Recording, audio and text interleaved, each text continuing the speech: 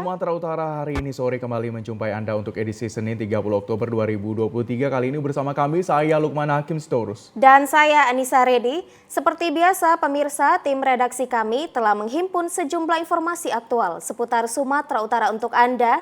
Berikut kita awal informasi selengkapnya.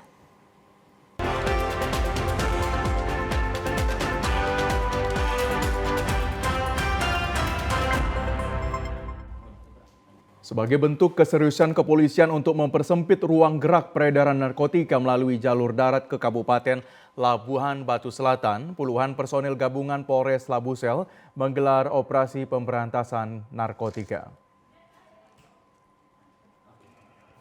Petugas gabungan yang terdiri dari Sat Narkoba, Satlantas, Reskrim, BNN, dan Dinas Perhubungan menghentikan kendaraan yang dicurigai dilakukan pemeriksaan. Seorang penumpang bus yang dicurigai membawa paket berisi narkoba mendapat perhatian dari personil, namun setelah dilakukan pemeriksaan ternyata paket tersebut berisi minuman, sereal, dan permen. Kapolsek Kampung Rakyat AKP OR Tambunan menyampaikan operasi gabungan ini dilakukan untuk menindaklanjuti perintah Kapolda Sumatera Utara dan diteruskan jajaran Kapolres agar melaksanakan operasi pemberantasan narkoba di perbatasan dan memeriksa secara acak kendaraan yang melintas diantaranya roda 2, roda 4, dan bus. Setelah 2 kali menggelar operasi pemberantasan narkoba, Polres Labusel belum menemukan warga, penumpang, dan supir yang membawa narkoba.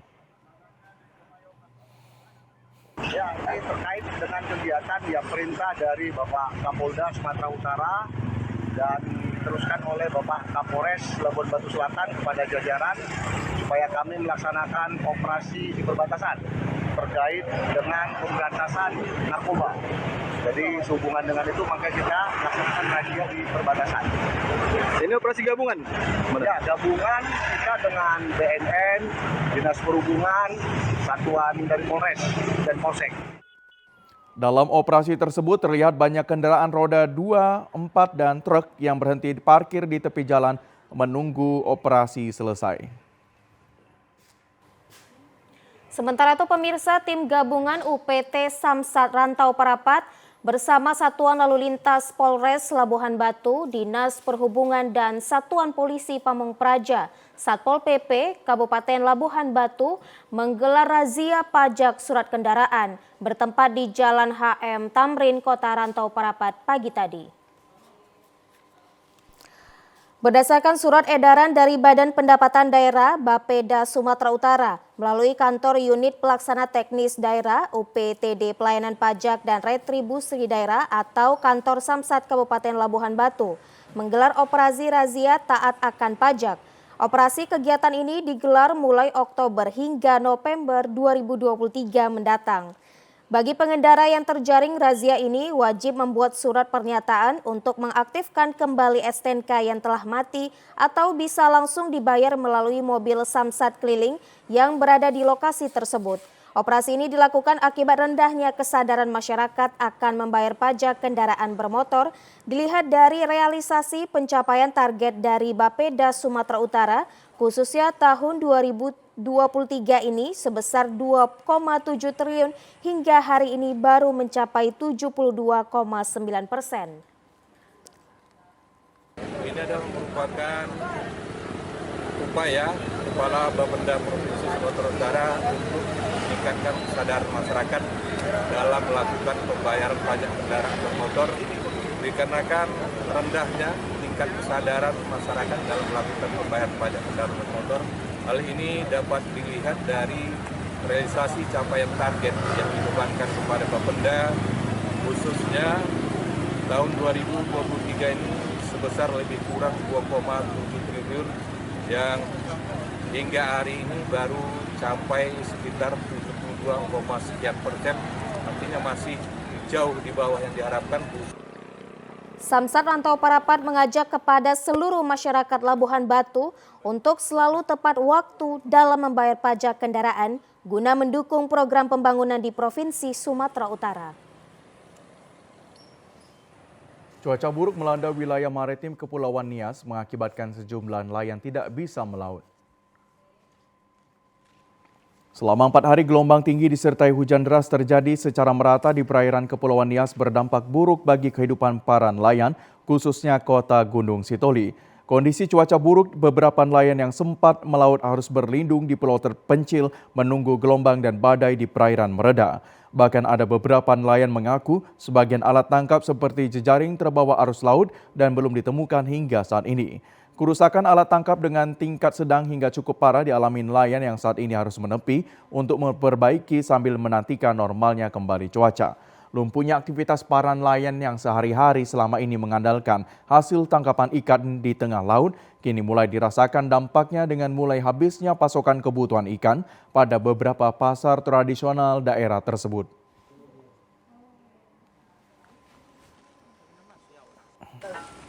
Untuk akhir-akhir ini memang cuaca kurang mendukung, jadi aktivitas kami nelayan sangat terganggu lah. Di kisaran 2-3 meter. Kalau di tengah lebih parah lagi atau Iya, gimana? lebih parah lagi.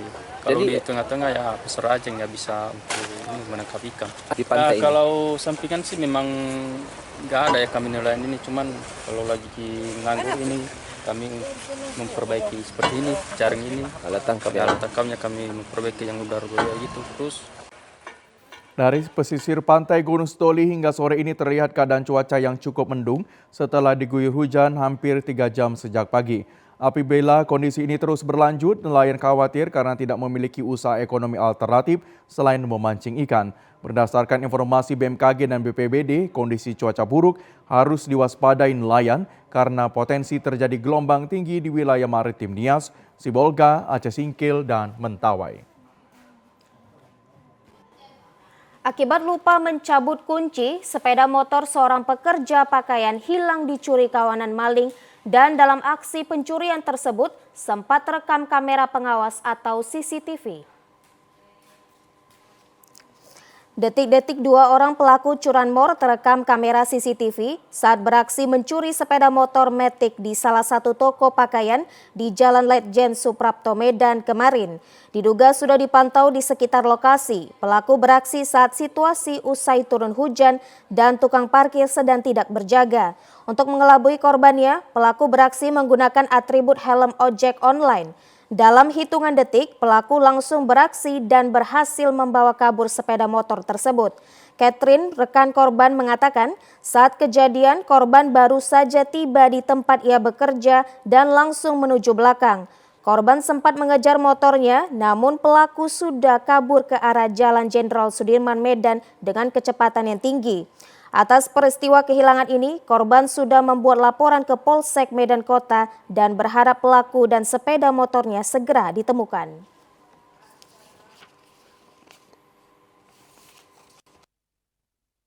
Abang itu dari belakang ngambil barang, terus di depan ada Scoopy merah punya abang itu. Pas pula di depan lagi sepi.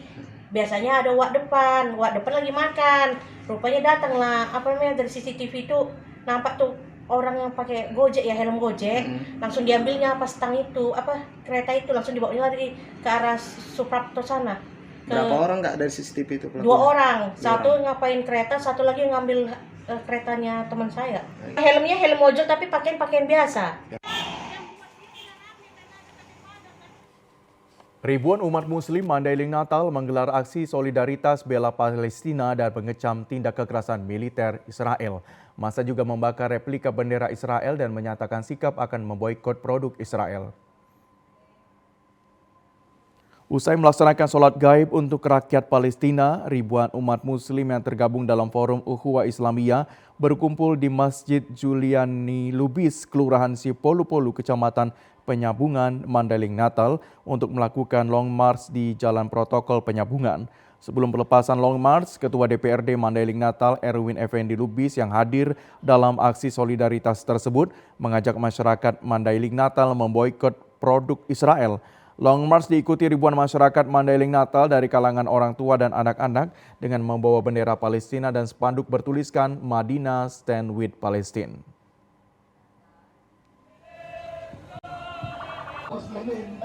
Kami menegaskan pada dunia internasional bahwa rakyat Palestina adalah pemilik yang sah atas tanah Palestina. Zionis Israel adalah pendatang yang durhaka, yang sekaligus penjajah terzolimi di dunia. Masa menyerahkan 5 tuntutan pernyataan sikap kepada Ketua DPRD Mandailing Natal untuk disampaikan kepada pemerintah Indonesia agar mengambil langkah tegas dalam upaya membebaskan rakyat Palestina dari serangan Zionis Israel. Ini bukan cuma masalah Islam, ini masalah manusia dan kemanusiaan. Di saat Islam yang dihina dan injak-injak, PBB di mana? Betul. PBB kok diam? Betul. Di saat dia ngabalain yang berpesta. Kenapa PBB aktif? Kenapa Amerika mempertontonkan kekuasaannya? Allahu Akbar. Kenapa Inggris mempertontonkan kekuasaannya? Kenapa hanya Erdogan yang berani kepala negara? Mana Erdogan yang lain? Doa adalah salah satu. Pemirsa, SMA Negeri 18 Medan menampilkan opera Batak bertajuk Padan dirangkai dengan tari tradisional yang disaksikan komite sekolah dan orang tua siswa termasuk cabang Dinas Wilayah 1 Dinas Pendidikan Sumatera Utara. Opera Batak bertajuk Padan yang berlangsung di Aula Serbaguna RRI Medan ini pertama kali dilakukan di luar gedung sekolah. Pergelaran opera Batak oleh siswa-siswi yang tergabung dalam teater SMA Negeri 18 Medan disambut antusias seluruh penonton. Kemampuan para siswa berakting dalam opera Batak sangat baik. Selain itu, keberadaan panggung dan penataan lampu kian menambah meriah suguhan acara tersebut. Suksesnya penampilan opera Batak membuat pihak komite orang tua siswa termasuk cabang Dinas Wilayah 1 Dinas Pendidikan Provinsi Sumatera Utara berharap agar acara ini terus berkesinambungan sebagai ajang siswa dalam berkreasi kepada kegiatan yang positif dan sebagai implementasi proyek profil pelajar Pancasila. Kepala SMA Negeri 18 Medan Demse Pardosi menyampaikan terima kasihnya kepada semua pihak terkait sehingga opera Batak ini tampil sukses sesuai dengan yang diprogramkan sekolah. Demse Pardosi menyatakan acara ini akan berkesinambungan sebagai ajang siswa melakukan kegiatan yang positif. Sementara Kacabdis Wilayah 1 Dinas Pendidikan Provinsi Sumatera Utara diwakili Kepala Seksi SMA Yoyon Haryono berharap agar pentas seni ini dapat menjadi ajang proyek penguatan profil pelajar Pancasila dan suara demokrasi kurikulum Merdeka Belajar. Sebelum pertunjukan opera Batak, sejumlah penampilan siswa yang tergabung dalam ekstrakurikuler disuguhkan, diantaranya tari tradisional Saman, paduan suara dengan lagu Sing Sing So, modern dance dan tari tradisional Batak, termasuk tari pelajar Pancasila. Pertunjukan opera Batak dilakukan 2 sesi. Sesi pertama pukul 9 untuk internal sekolah dan pukul 14 untuk siswa sekolah lain dan masyarakat umum.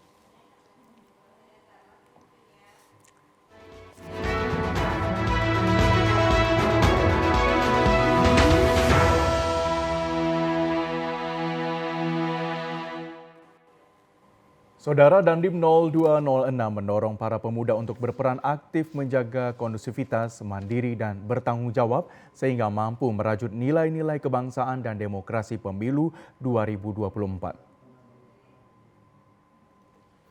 Kegiatan Jambore Pemuda dan Budaya Kabupaten Dairi diikuti peserta para siswa tingkat SMA, mahasiswa dan organisasi kepemudaan menanamkan kebangsaan dan budaya dengan pengetahuan dan kesadaran. Tema TNI Patriot NKRI Manunggal bersama pemuda dan rakyat mengawal demokrasi menuju Indonesia Emas.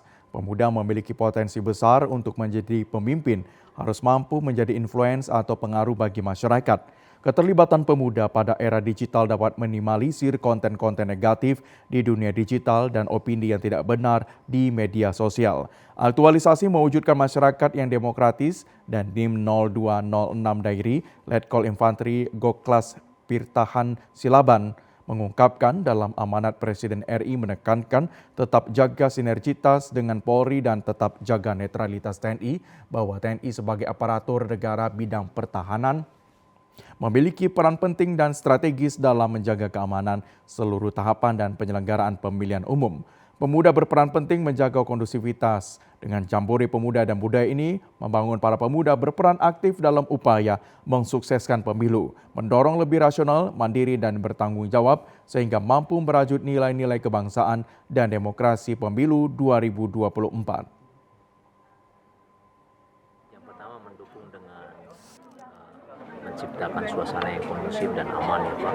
Kami memberikan semangat Sumpah Pemuda ini, semangat kepemudaan ini di dalam yang pertama hidup mereka, yang kedua lingkungan mereka, yang ketiga yang kita hadapi akan bersama-sama ini adalah pesta politik ataupun pesta demokrasi. Negara Indonesia mengenai identitas negara. SMA Negeri 2 Sidikalang, Oktavia mengatakan bahwa dengan wawasan dan berpikir rasional, pemuda dapat berperan dan berpartisipasi dalam mengawal demokrasi. Sebagai pemilih pemula sudah seharusnya menggunakan hak pilihnya karena suara pemuda merupakan mayoritas dalam pemilu dan demokrasi sangat ditentukan oleh pemuda. Peran pemuda ataupun peran pemuda dalam Pilpres untuk tahun 2024 itu sangat harus dimanfaatkan. Di mana untuk kita sebagai pelajar-pelajar di SMA yang sudah berumur 17 tahun ke atas harus memanfaatkan hak suara kita dalam memilih calon presiden dan wakil presiden di 2024. Artinya, kita harus bisa peduli akan politik mulai dari kita berusia 17 tahun ke atas, karena dari sinilah awal kita mencintai ataupun kita peduli akan dunia politik di Indonesia, dan dari sini kita dapat berpikir bijaksana dan lebih kritis terhadap perkembangan politik di Indonesia. Siapa yang nggak punya? Kita beralih ke informasi lainnya pemirsa. Guna menangkal terjadinya gangguan pada pesta demokrasi, diperlukan sistem keamanan yang kuat dengan melibatkan seluruh elemen masyarakat sehingga terwujudnya pemilu berjalan dengan damai. Polres Nias pagi tadi menggelar simulasi sistem pengamanan pemilu di kantor KPU Kota Gunung Sitoli. Diikuti seluruh KPU dan Bawaslu serta pemerintah daerah dari 4 kabupaten kota. Kepolisian Republik Indonesia, Polri, memegang peranan penting dalam menjaga keamanan pesta demokrasi di Indonesia, yakni dengan melakukan berbagai upaya sejak dini. Upaya pencegahan gangguan keamanan dan ketertiban pada tahapan pemilihan umum merupakan hal yang penting. Kapolres Nias AKBP Lutfi mengatakan simulasi pengamanan pemilu merupakan bagian bentuk latihan operasi kepolisian serta penerapan sandi mantap brata. Simulasi sistem pengamanan ini dibutuhkan guna mengantisipasi potensi ancaman penyelenggaraan pemilu serentak anggota legislatif, pilkada dan pemilihan presiden dan wakil presiden pada 14 Februari 2024. Bisa kami sampaikan bahwa kegiatan yang saat ini kami laksanakan ini kami mempersiapkan diri kami menghadapi situasi andaikan nanti terjadi hal-hal yang tidak diinginkan, baik itu mungkin aksi damai hingga terjadinya aksi ricu ataupun huru-hara. Jadi tidak hanya simulasi kali ini saja, setiap hari kami lakukan latihan, baik latihan khusus personil Polres sendiri maupun gabungan dengan personil Brimob yang sudah ada di Kepulauan Nias ini. Untuk pengamanan pemilu, Polda Sumatera Utara juga melibatkan Batalion 4 Kompi C Brimob di Gunung Sitoli guna sebagai pendukung pasukan pengamanan yang suatu waktu dibutuhkan segera. Melalui simulasi pengamanan ini, diharapkan menjadi kewaspadaan bagi pihak-pihak tidak bertanggung jawab, tetapi selalu mendukung aktivitas negara dalam mewujudkan kedaulatan pada pemilu 2024 mendatang. Untuk mengantisipasi terjadinya kericuhan pada pemilu 2024 mendatang, Polres Sibolga menggelar simulasi sistem pengamanan kota dengan beberapa adegan terjadinya kericuhan. Kegiatan yang berlangsung di lapangan Simare-Mare, Kota Sibolga terlihat puluhan personil Polres Sibolga menggambarkan pelaksanaan tahapan pemilu dengan segala bentuk kericuhan yang kemungkinan bisa saja terjadi pada saat pemilu. Di antaranya diawali dengan pelaksanaan tahapan pencoblosan surat suara yang dilakukan masyarakat di tempat pemungutan suara yang kemudian menimbulkan kemarahan massa hingga akhirnya terjadi aksi perampasan kotak suara yang berujung terciptanya bentrokan antara massa dengan petugas kepolisian. Sejumlah adegan yang diperagakan tersebut merupakan sebagai bentuk edukasi bagi masyarakat agar melaksanakan pesta demokrasi dengan kegembiraan. Aman, nyaman, dan kondusif, bukan sebaliknya menciptakan hal-hal yang dapat memicu perpecahan di antara masyarakat. Kapolres Sibolga, KKBP Taryono Raharja, usai menyaksikan seluruh proses simulasi pengamanan pemilu, menyatakan bahwa Polres Sibolga siap untuk melaksanakan seluruh bentuk pola pengamanan pada pemilu serentak 2024 mendatang.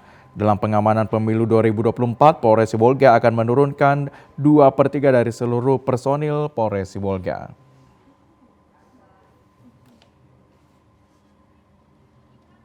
Simulasi Smart Kota ini memberikan gambaran kepada kita semua bahwa setiap tahapan pemilu ada kerawanan-kerawanan yang terjadi. Itu juga memberikan edukasi kepada kita semua bahwa pesta demokrasi adalah harapannya dilaksanakan dengan gembira, dilaksanakan dengan senang. Artinya jangan sampai pesta demokrasi dilaksanakan dengan penuh hoax, penuh dengan intimidasi dan sebagainya. Sementara itu, Sekda Kota Sibolga Yusuf Batubara yang turut menyaksikan simulasi Sispam Kota mengapresiasi Polres Sibolga. Dengan simulasi tersebut diharapkan dapat menambah kematangan personil untuk melakukan pengamanan pada saat pemilu dan berharap masyarakat Kota Sibolga dapat melakukan seluruh kegiatan pemilu tanpa adanya kegaduhan. Dari pemerintah Kota Sibolga memberikan apresiasi dan bahwa Polri sudah melakukan upaya pencegahan mulai dari sekarang, saat dini gitu. Jadi dalam hal ini kami berharap untuk pelaksanaan pilkada nanti kita sudah lihat bagaimana Polri memberikan pengamanan terhadap setiap upaya-upaya adanya menimbulkan kerusuhan, mengganggu ketertiban masyarakat.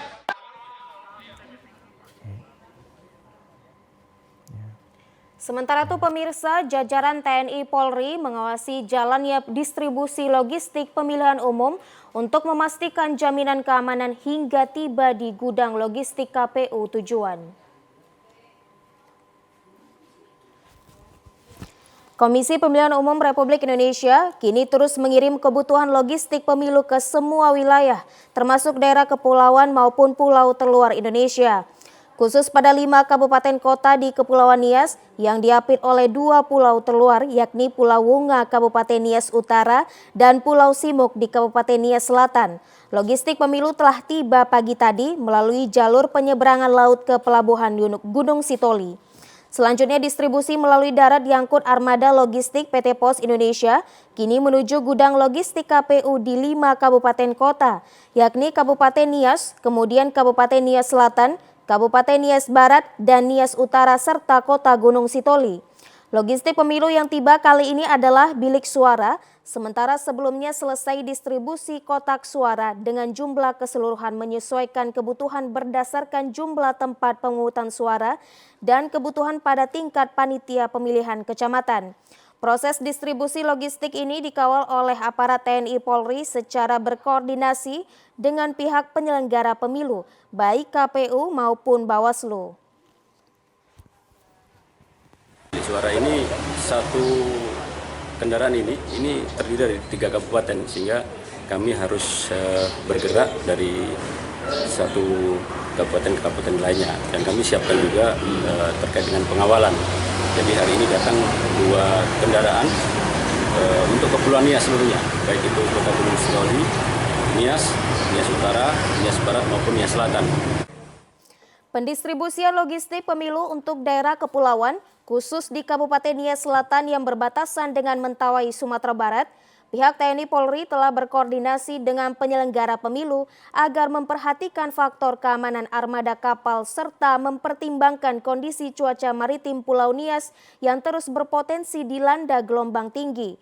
Semua pihak perlu mendukung sepenuhnya tahapan pendistribusian logistik pemilu ini sehingga berjalan dengan baik dan tepat waktu. Komisi Pemilihan Umum Kota Gunung Sitoli terus mendorong pemilih di daerah itu untuk mempersiapkan kepemilikan kartu tanda penduduk elektronik jelang pelaksanaan pemilihan umum tahun 2024. Hal tersebut menjadi perhatian KPU Kota Gunung Sitoli mengingat sebanyak 3.000 lebih warga di daerah itu merupakan pemilih potensial non-KTP elektronik. Jumlah tersebut telah menjadi bagian dalam daftar pemilih tetap tingkat Kota Gunung Sitoli sebagaimana ditetapkan melalui rapat pleno terbuka KPU setempat 20 Juni 2023 lalu. Ketua KPU Kota Gunung Sitoli Firman Nofrianus Gea menyebutkan berdasarkan ketentuan, pemilih wajib menunjukkan kepemilikan kartu tanda penduduk elektronik sebagai salah satu syarat mencoblos pada hari pemungutan suara nanti. Firman Nofrianus Gea secara khusus mendorong para pemilih potensial melengkapi administrasi kependudukannya dengan merekam data KTP elektronik melalui Dinas Dukcapil. Ia berharap pemilih di daerah Gunung Sitoli yang berjumlah 92.944 orang tersebut membekali diri untuk tidak golput pada pemilihan mendatang.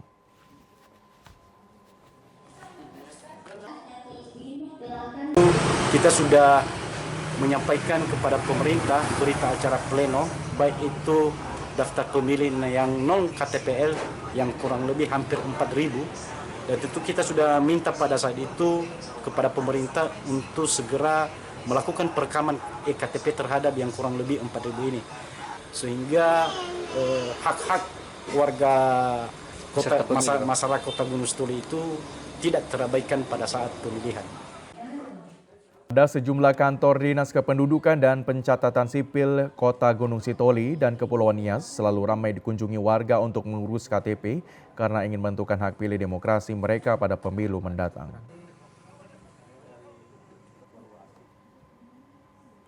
Jajaran Bawaslu terus melakukan pengawasan terhadap penyelenggaraan pemilu 2024. Namun peran serta masyarakat dalam mengawal demokrasi tetap diperlukan. Khusus di wilayah Kota Gunung Sitoli, pelaksanaan tahapan pemilihan umum berjalan sebagaimana mestinya. Sejauh ini Badan Pengawas Pemilihan Umum Bawaslu Kota Gunung Sitoli belum menemukan adanya laporan terkait bentuk pelanggaran pemilu. Namun sebagaimana ketentuannya, peran serta masyarakat untuk mengawal demokrasi di Indonesia sangat dibutuhkan.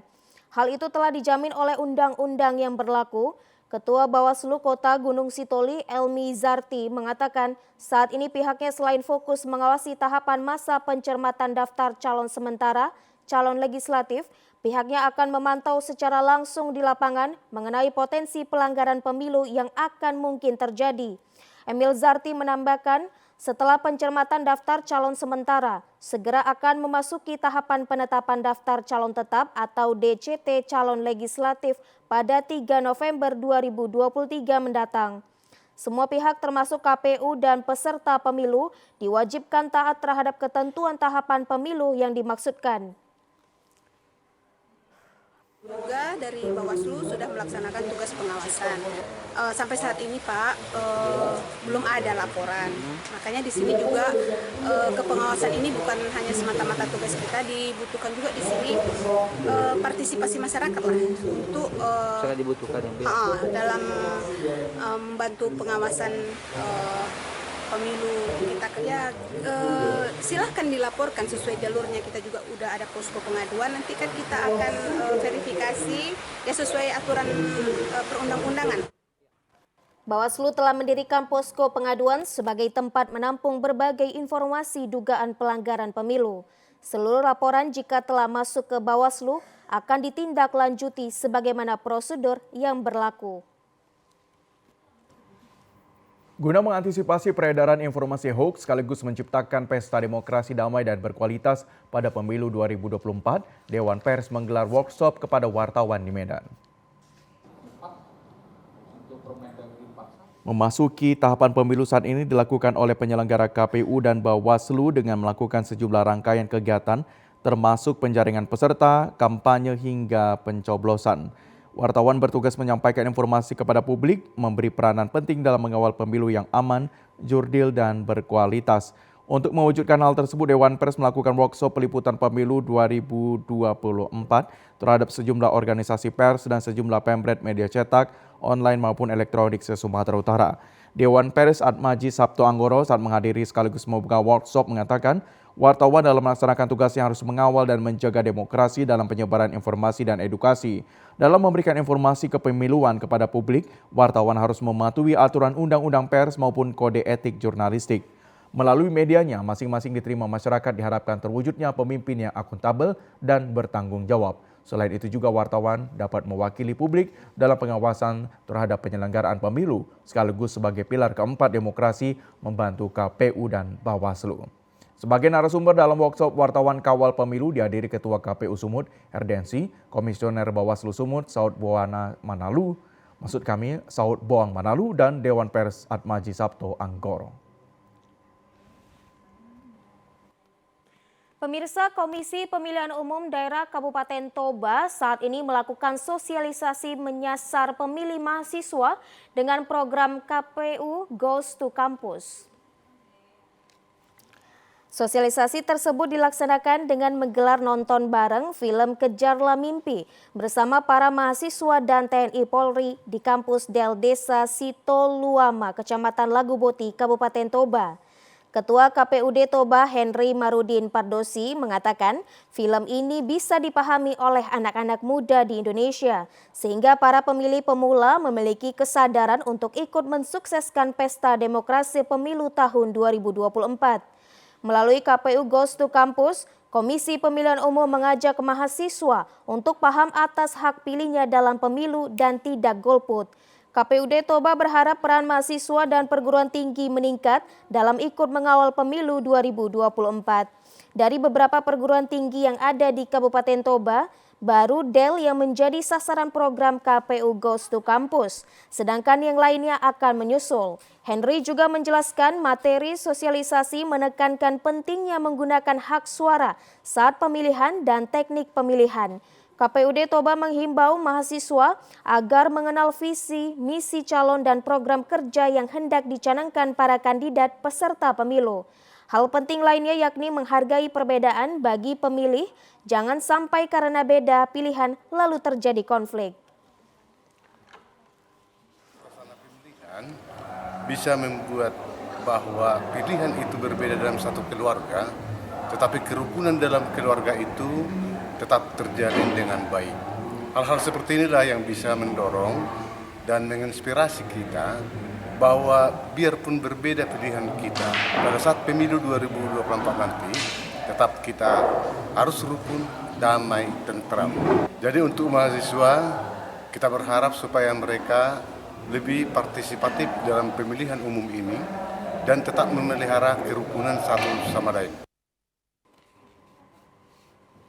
Berikut informasi perakhiran cuaca di sejumlah daerah di Sumatera Utara dari Badan Meteorologi, Klimatologi, dan Geofisika Wilayah 1 Medan yang berlaku untuk esok, Selasa 31 Oktober 2023. Halo Sobat BMKG, senang sekali saya Marta Manurung, perakhiran cuaca Balai Besar MKG Wilayah 1 Medan, yang akan menyampaikan informasi perakhiran cuaca dan hotspot Provinsi Sumatera Utara untuk hari Selasa 31 Oktober 2023. Pada pagi hari, wilayah Sumatera Utara diperkirakan hujan dengan intensitas ringan di Langkat, Medan, Deli Serdang, Serdang Bedagai, Asahan, dan Labuhan Batu. Untuk siang hingga sore hari, berpotensi hujan ringan hingga lebat di sebagian besar wilayah Sumatera Utara, di mana potensi hujan lebat terjadi di Medan, Deli Serdang, Langkat, Binjai, Karo, Dairi, Tapanuli Utara, Tapanuli Tengah, Humbahas, Samosir, Kepulauan Nias, dan Madinah. Untuk malam hari masih berpotensi hujan ringan hingga lebat di sebagian besar wilayah Sumatera Utara, di mana potensi hujan lebat terjadi di Karo, Dairi, Binjai, Papak Barat, Humbahas, Tapanuli Utara, Tapanuli Tengah, Sibolga, dan Madinah. Untuk dini hari berpotensi hujan ringan di Langkat, Medan, Deli Serdang, Serdang Bedagai, Asahan, dan Labuhan Batu. Dengan suhu udara 16 hingga 32 derajat Celcius dan kelembapan udara 60 hingga 98%.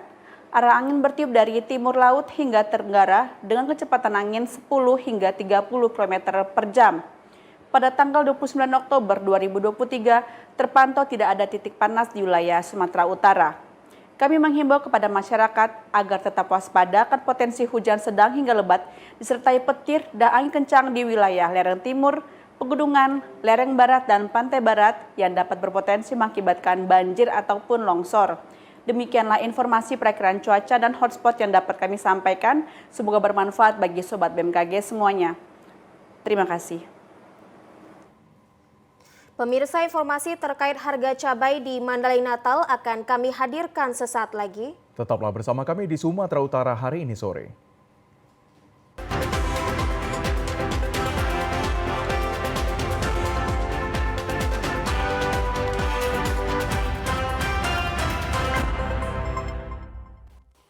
Pada musim penghujan saat ini, hasil panen petani cabai di Kabupaten Mandailing Natal berkurang, menyebabkan harga cabai merah dan cabai rawit mengalami kenaikan.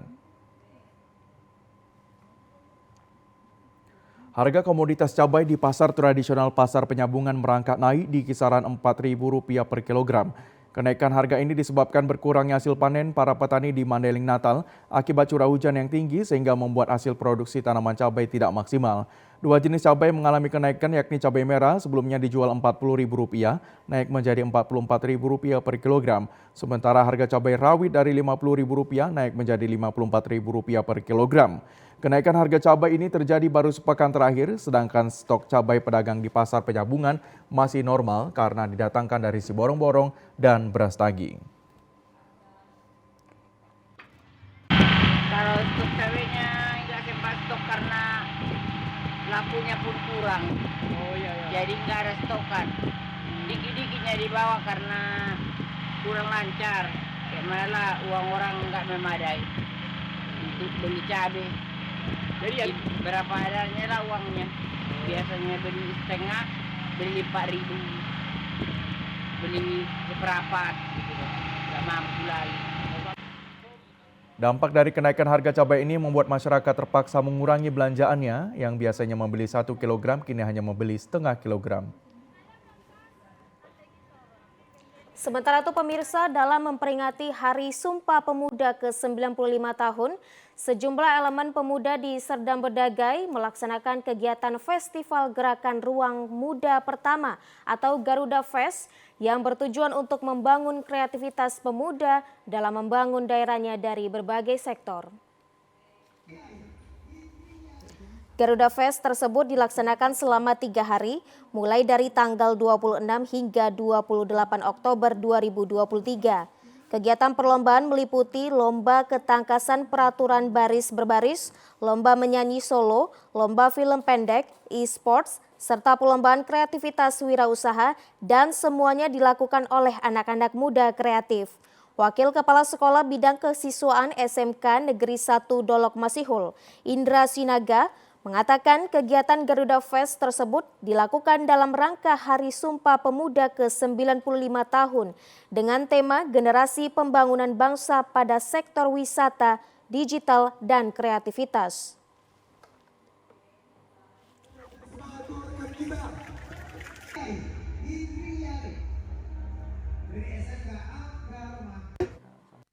Dilaksanakan dari mulai hari Kamis, Jumat, Sabtu. Puncaknya adalah hari ini karena bertepatan dengan Hari Sumpah Pemuda.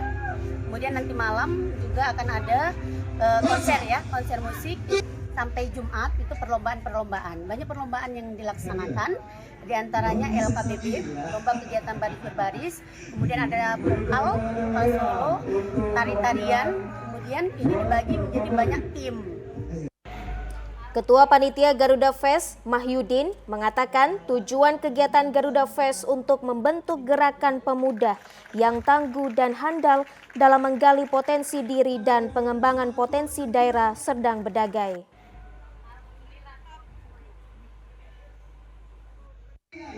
Tujuan acara ini agar membuat generasi muda, dan kebetulan ini di Hari Sumpah Pemuda, kami ingin membuat para generasi muda itu lebih kreativitasnya, kemudian memiliki inovasi, kemudian memahami teknologi, dan juga kami ingin merangsang wisatawan atau pariwisata yang ada di Kabupaten Serdang Bedagai untuk lebih maju.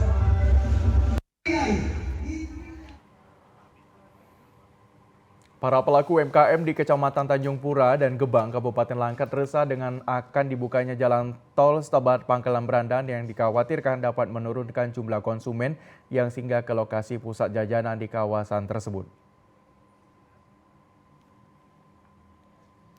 Beginilah suasana para pelaku usaha mikro kecil menengah tempat pusat jajanan di sepanjang jalan lintas Kecamatan Tanjung Pura.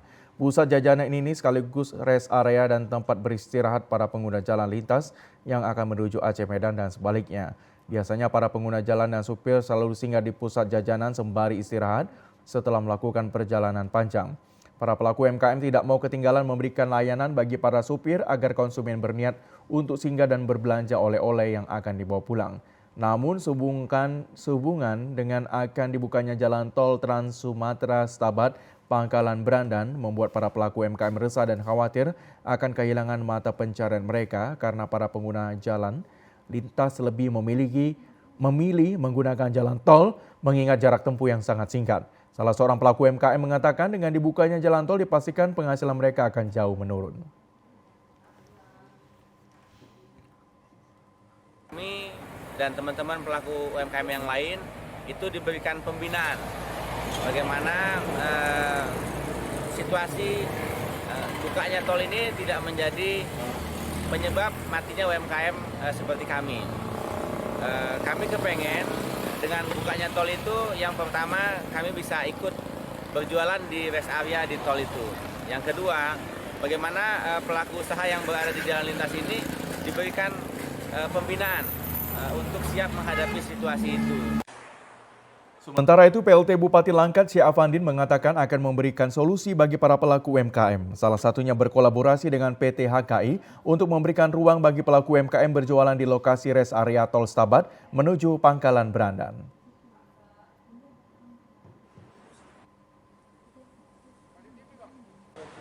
Meminta agar pelaku UMKM diberikan prioritas untuk menempati rest area, nanti berkolaborasi dengan dinas-dinas yang ada di Langkat, termasuk pariwisata, perdagangan, koperasi, supaya nanti di rest area itu tidak hanya sekedar UMKM, tapi nanti ada semacam kegiatan-kegiatan lain sehingga orang melintas itu bisa punya interest, punya ketertarikan untuk bisa berhenti di situ. Pelaku UMKM berharap kepada HKI selaku BUMN Jalan Tol dan pemerintah Kabupaten Langkat agar memberikan kesempatan bagi para pelaku UMKM sehingga keberadaannya tidak mati suri.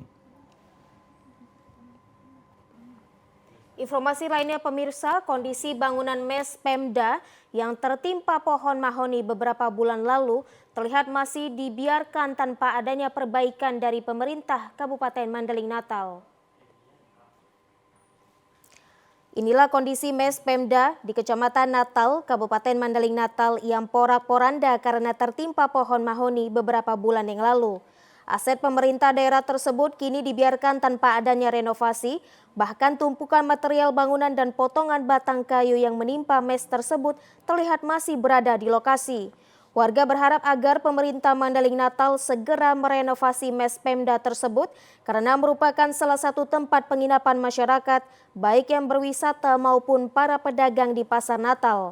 Sebelum rusak, mes Pemda ini dulunya ramai dikunjungi warga untuk beristirahat sehingga dapat meningkatkan pendapatan asli daerah Kabupaten Mandeling Natal.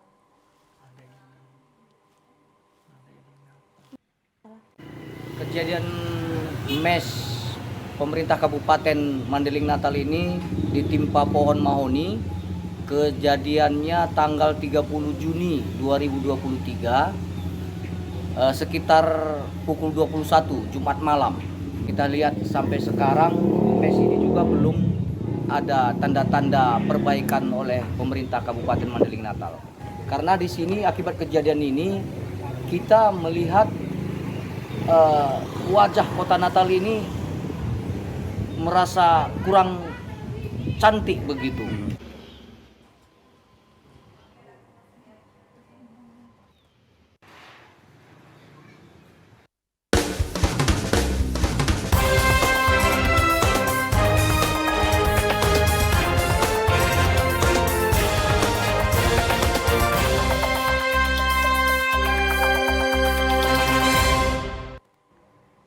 Informasi pertama dari Palembang, Saudara, kabut asap tebal kembali selimuti kota Palembang. Jarak pandang warga terganggu, warga harus ekstra berhati-hati saat berkendara.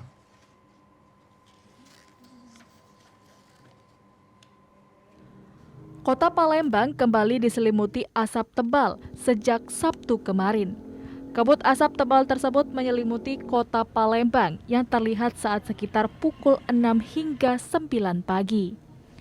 Beberapa hari lalu, kabut asap di Palembang sempat menghilang dikarenakan hujan deras turun di beberapa wilayah yang ada di Sumatera Selatan dan kota Palembang. Namun kini, asap kembali tebal imbas hujan yang belum turun di beberapa kabupaten di Sumatera Selatan. Warga Palembang mengaku kabut asap hari ini sangat tebal dan mengganggu jarak pandang, sehingga harus waspada saat berkendara. Kabut asap tebal banget itu lebih kurang jarak pandangnya sekitar 10 meter cuman. Apalagi tadi pagi. Agak pekat ya soalnya? Iya, pekat. Jadi berhati-hati bawa motor? Iya, berhati di mata juga merah di kena asap. Oh, mungkin harapannya sebagai warga? Ya cepat ditangani apalagi untuk masalah yang kebakaran di putih kayu itu. Suasananya seperti biasa ya, penuh dengan asap. Perih? Ya, kalau mata perih ya? Udah mulai perih. Kemarin sempat kalau udah hujan sih mudah-mudahan nggak perih lagi. Kalau hari ini kayaknya lebih pekat. Iya, lebih pekat daripada hari kemarin, Kak. Warga berharap pemerintah segera dapat mengatasi kabut asap yang masih sering terjadi. Andi M. Said, TVRI Sumatera Selatan, melaporkan. Komisi Pemilihan Umum Kabupaten dengan Ogan Komering, Ulu masih membuka pelayanan daftar pemilih tambahan atau DPTB. Sejauh ini sudah ada ratusan warga yang mengurus pindah pilih. KPU Kabupaten Ogan Komering Ulu sampai saat ini masih melakukan proses layanan daftar pemilih tambahan atau DPTB. Hal ini dilakukan di tingkat panitia pemungutan suara PPS dan panitia pemilihan kecamatan PPK. Komisioner KPU Oku, Jaka Irhamka menjelaskan, bagi masyarakat yang hendak pindah memilih yang sebelumnya sudah terdaftar di DPT, menurut laporan dari PPK Kabupaten Oku, sejauh ini sudah ada 339 warga mengurus pindah pilih. 160 pemilih yang masuk ke Oku dan 174 pemilih keluar Oku.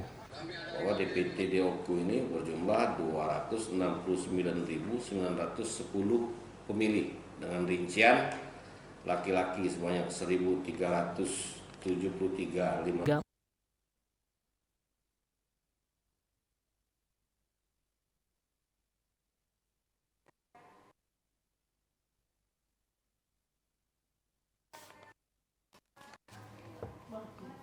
Sejumlah wilayah di Prabu Muli kekeringan, Polres Prabu Muli distribusi air bersih di daerah yang sulit dijangkau.